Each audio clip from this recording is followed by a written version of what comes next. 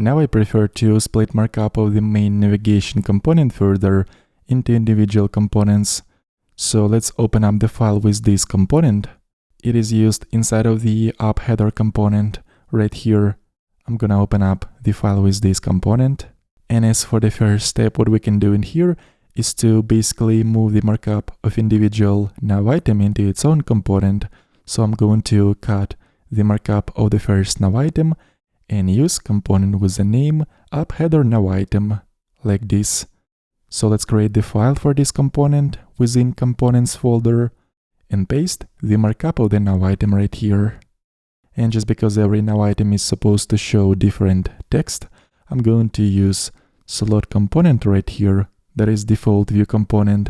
And this way everything that will be passed in between opening and closing component text will be basically injected into the place of the slot component. So basically slot component will be replaced with the text that will pass while using this component. So in this particular case, I'm passing library text that will replace the slot component.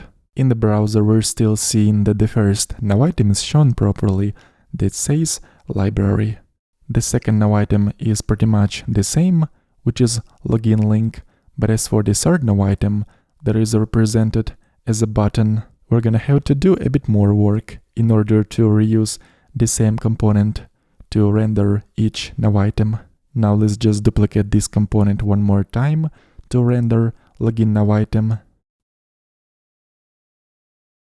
But after doing this, we're seeing that the second nav item shows unwanted right margin, which is not supposed to be there. That margin should be applied only to the first nav item.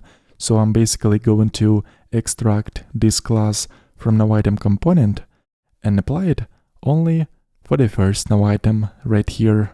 And this way Vue is going to apply this class to the root element of the app header nav item component. Moving on to the more complicated part, and that is to decide how to show all those nav items by using the same nav item component, because the last nav item looks much different than previous two. And to be able to override styles of links within nav item components, I'm going to use prop. So here I'll add a script section and define one prop called link classes.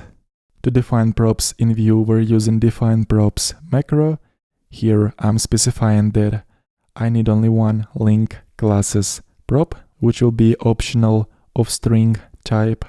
And just because this link classes prop has to have default value, I'm going to wrap this call into another call with defaults. This way we can specify default values for props. And as a default value for the link classes prop, I'm basically going to use this list of classes, default classes that have to be applied to each nav item. But when we're gonna use nav item component for the last nav item, we're going to pass custom classes that are going to override this default list of classes in here. And so to override the default list of classes, we'll just have to specify additional link classes prop on this component and use list of custom classes instead.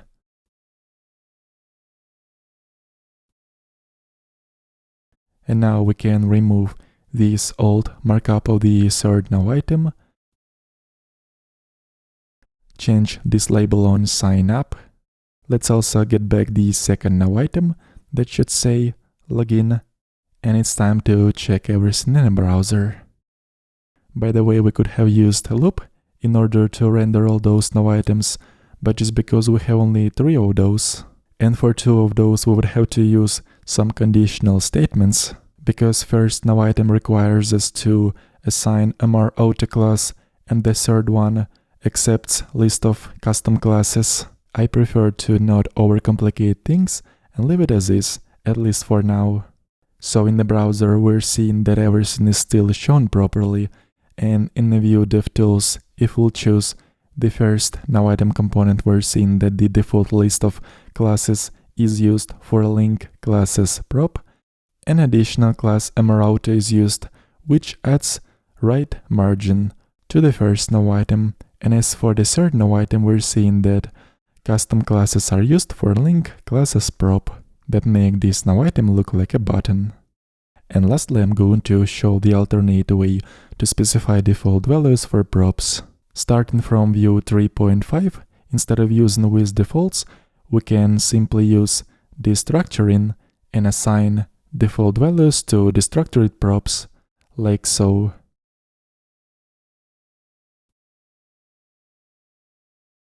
So let's remove the previous props declaration, and of course in here we have to use equal sign instead of colon. And if we will not specify link classes prop while using nowItem component, these default classes will be used instead.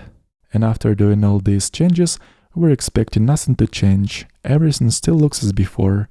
Link to the source code of this project will be in the video description.